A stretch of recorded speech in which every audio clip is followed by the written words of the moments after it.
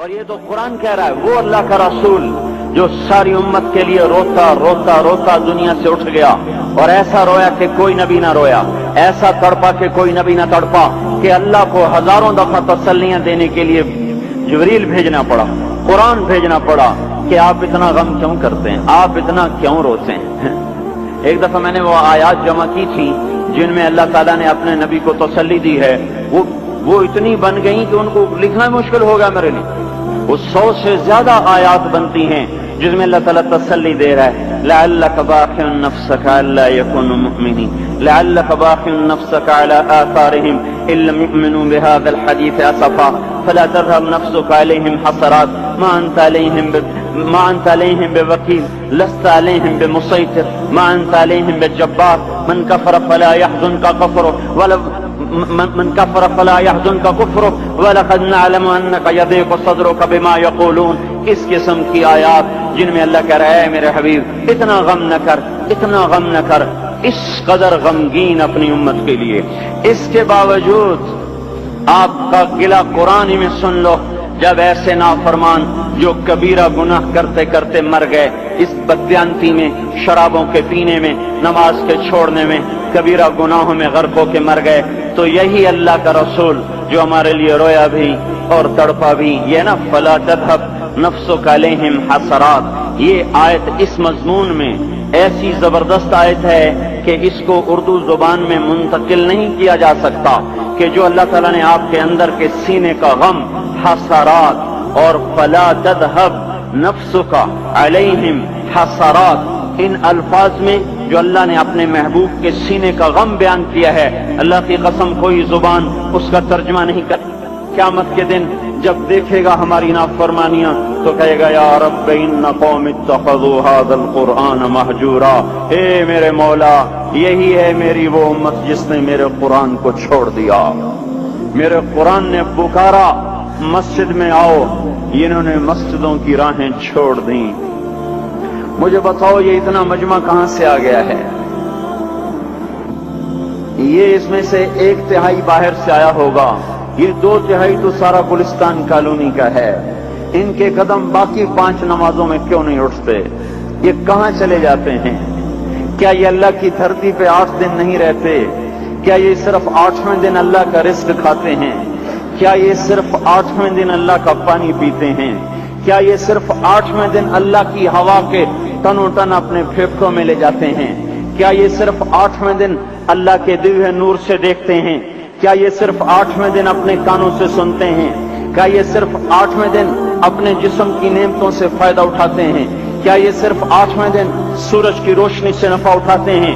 کیا یہ صرف 8ویں دن تاروں کی جھلملاہٹ سے نفع اٹھاتے ہیں؟ کیا یہ صرف 8ویں دن اپنے بیوی بچوں کے ساتھ بیٹھتے ہیں؟ اس پتھر دل کو کیا ہوا؟ کیوں نہیں اس کے دروازے پہ دستک پہنچتی؟ یہ کیوں ویران ہو گئے؟ ایسے تو پتھر بھی سخت نہیں۔ عطا اللہ شاہ بخاری کہا کرتے تھے، اے ہندوستان والو تمہیں اتنا قرآن سنایا کہ میں سر کو سناتا تو صبا بن جاتی، میں پتھروں کو سناتا تو موم ہو جاتے، میں دریاؤں کو سناتا تو طوفان تھم جاتے، اور میں موجوں کو سناتا تو ان کی طغیانی رک جاتی۔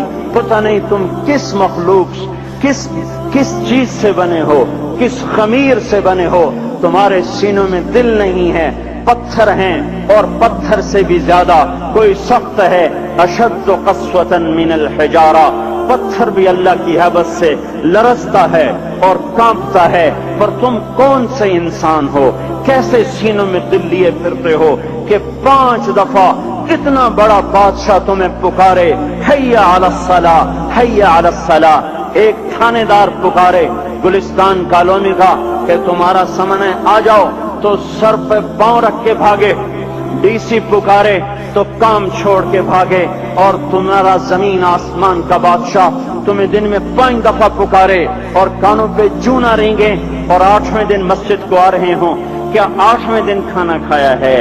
کیا آج ہی پانی پیا ہے؟ کیا آج ہی چائے پی ہے؟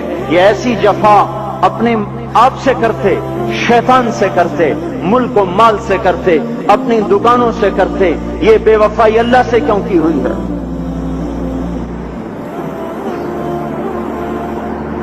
جس زمین پہ سجدہ نہ ادا ہو، اس سے بڑا بھی کوئی جرم ہے؟ زنا کرنے کو گناہ سمجھتے ہیں، نماز کا چھوڑ دینا زنا سے بڑا جرم ہے۔ رشوت کھانے کو گناہ سمجھتے ہیں، نماز کا چھوڑ دینا رشوت کھانے سے بڑا جرم ہے۔ قتل کرنا بڑا گناہ سمجھتے ہیں، نماز کا چھوڑ دینا قتل سے بڑا جرم ہے۔ سجدے ہی کا تو انکار کیا تھا شیطان نے کوئی زنا کیا تھا، کوئی قتل کیا تھا، کوئی شراب پی تھی، کوئی جوا کھیلا تھا، کیا کیا تھا؟ کوئی شرک کیا تھا۔ شیطان سجدے کا انکاری ہوا، ایک سجدے کا انکار کر کے وہ ہمیشہ کے لیے مردود ہو گیا۔ اس مسلمان کو ہوش نہیں ہے جو روزانہ دن میں 5 دفعہ 20 سجدوں کا انکار کیے بیٹھا ہوا ہے، اور پھر آرام سے روٹی کھاتا ہے، آرام سے چائے پیتا ہے، اور آرام سے کہے لگاتا ہے، اور آرام سے اخبار پڑھتا ہے، آرام سے بیوی کے پہلو میں لیٹتا ہے۔ ایک سجدے کا انکار ہو کر شیطان ہمیشہ کے لیے مردود ہوا۔ جس نے فجر کا انکار کیا سجدوں کا، پھر ظہر کے سجدوں کا مذاق اڑایا، پھر عصر کا مذاق اڑایا، پھر مغرب اور عشاء کا مذاق اڑایا۔ گھر میں نماز پڑھنا بھی چلو نہ پڑھنے سے تو بہتر ہے، پر یہ بھی نماز کا مذاق ہی ہے۔ اور 8ویں دن سر پہ ٹوپی رکھ کے آیا۔ 8 دن جس نے اتنے سجدوں کا انکار کیا، وہ اس بات سے نہیں ڈرتا کہ کہیں اللہ اسے مردود نہ کر دے۔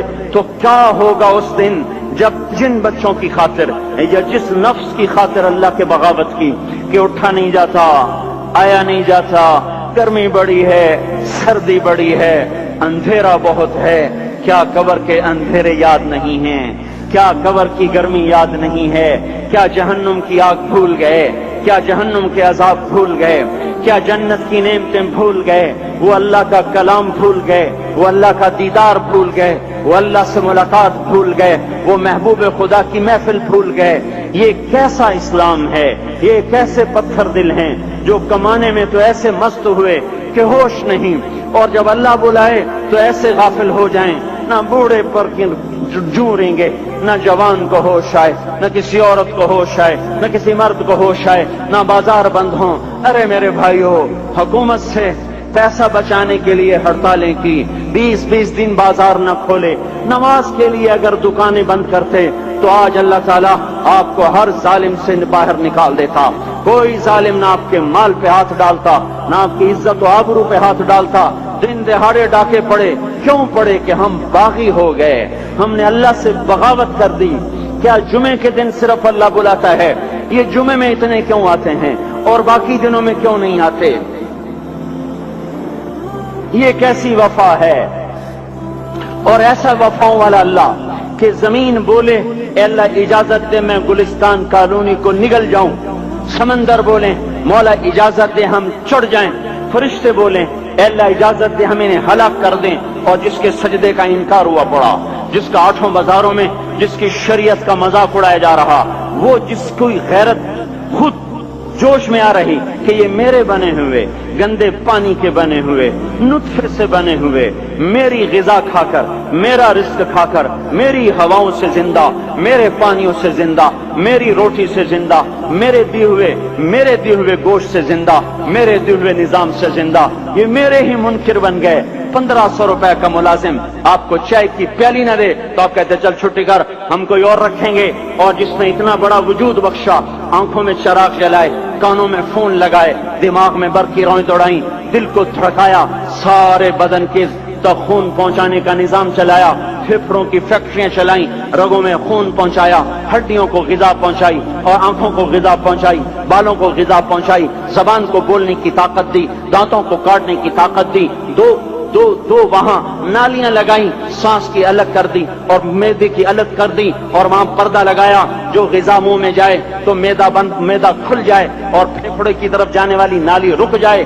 جو اللہ اتنی حفاظت کرے کہ آپ کا لقمہ آپ کے معدے میں جائے، وہ 2 ہی تو یوں ساتھ ہیں بالکل یوں، ایک ساتھ، اور وہ اللہ اتنی طاقت والا کہ سانس کی نالی بند کرے اور معدے کی نالی کا منہ کھولے اور غذا کو منہ میں سے گزار کر وہ معدے میں پہنچائے، پھر ایک زبردست طاقتور نظام چلائے، اس کو توڑ کے آنتوں میں پہنچائے، پھر کروڑوں قسم کی فیکٹریوں کو حرکت دے اور اس میں سے خون کو کھینچے، غذاؤں کو کھینچے، پھیپھڑے کو غذا، خون کو غذا، خون خود غذا لے کے چل رہا، آنتوں کو غذا، دماغ کو غذا، ہڈیوں کو غذا، ناخن کو غذا، ایک ناخن کھینچ لے تو ہم کیا کریں؟